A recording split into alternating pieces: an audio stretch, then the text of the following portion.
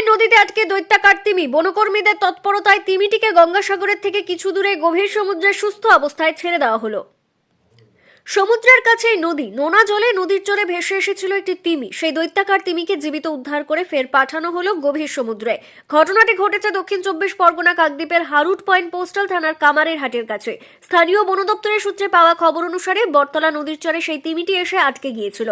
গতকাল সন্ধ্যের পরে স্থানীয় কয়েকজন নদীর চরে জলের মধ্যে বড় কিছু একটা জিনিসকে নড়াচড়া করতে দেখেন। তারা নদীর পাড়ে দ্রুত পৌঁছলে হতবাক হয়ে যান, কারণ সেটি আর কিছু নয়, একটি তিমি এসে কম জলে আটকে রয়েছে। মুহূর্তে গ্রামের অন্যান্যদের খবর দেওয়া হয়। স্থানীয় বাসিন্দারাই প্রথমে সেটিকে উদ্ধার কাজে হাত লাগান, কিন্তু ওই বিশাল মাপের তিমি পাড় থেকে বেশি জলে পাঠানো সম্ভব হচ্ছিল না। এদিকে কম জলে ছটফট করছিল বিশাল আকার ওই প্রাণীটি। ফলে খবর দেওয়া হয় বন দপ্তরে। বন দপ্তরের নামখানা রেঞ্জের বনকর্মীরা দ্রুত সেখানে চলে যান। তিমিকে উদ্ধারের কাজে হাত লাগানো হয়, কিন্তু বেশ কয়েক ঘন্টা ধরে চেষ্টা করেও সেটিকে জলে পাঠানো সম্ভব হয়নি। তখন সিদ্ধান্ত হয় রাতে সেটিকে ছাড়া সম্ভব হবে না, নদীর পাড়েই সেটিকে উদ্ধার করে জীবিত রাখার চেষ্টা করা হয়। সেটির যাতে কোনো রকম সমস্যা না হয় সেদিকেও নজর দেওয়া হয়। বন দপ্তর সূত্রে জানা গিয়েছে গায়ে কোনো আঘাতের চিহ্ন নেই। তিমিটির লম্বায় প্রায় 20 ফুট, গায়ের রং নীলচে। তিমিটি কোন প্রজাতির তা নিয়ে নিশ্চিত নয় বন দপ্তর, তবে তার বয়স কম সেই কথা জানানো হয়েছে বন দপ্তরের তরফ থেকে।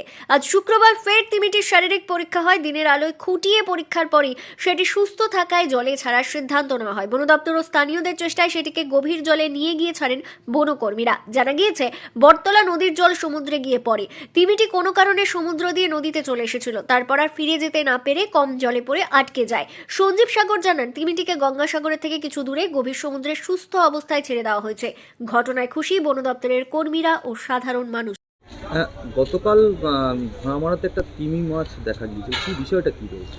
গতকাল ঠিক বিকেলবেলা একটা খবর পাওয়া যায় যে ঘোড়ামারা দক্ষিণ পশ্চিম চরে একটা তিমি মাছ উঠে এসছে চরের উপরে।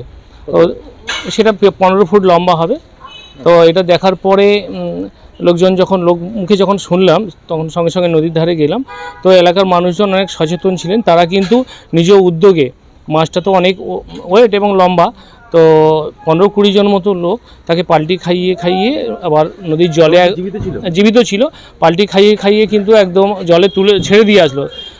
ঠিক যেই সময়টা জলে নিয়ে গেছে সেই সময়টা গিয়ে আমরা দেখি না, ওটাকে জলে ছেড়ে দেওয়ার পরে তারপরে আবার চরের দিকে চলে আসে।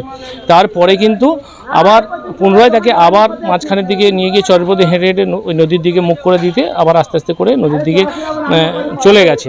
তারপর তো সন্ধে হয়ে গেছে, তো আমরা বন দপ্তরকেও খবরটা জানিয়েছিলাম যে এরকম একটা হয়েছে। তো আমাদের এর আগে কোনোদিন আমরা দেখিনি, মানে এত বড় মাছ দেখিনি, আর কেউই দেখেনি ঘোড়ামারার মানুষজন এরকম যে নদীর চরে এরকম উঠে আসবে। আমাদের প্রথম দেখা, আমিও গিয়ে দেখেছি।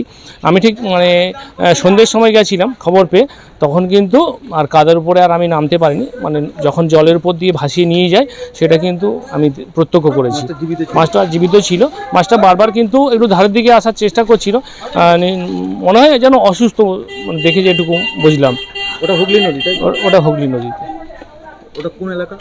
এটা যে ঘোড়ামারা গ্রাম পঞ্চায়েতের রায়পাড়া দক্ষিণ পশ্চিম অংশে। আপনার নাম? সঞ্জীব সাগর।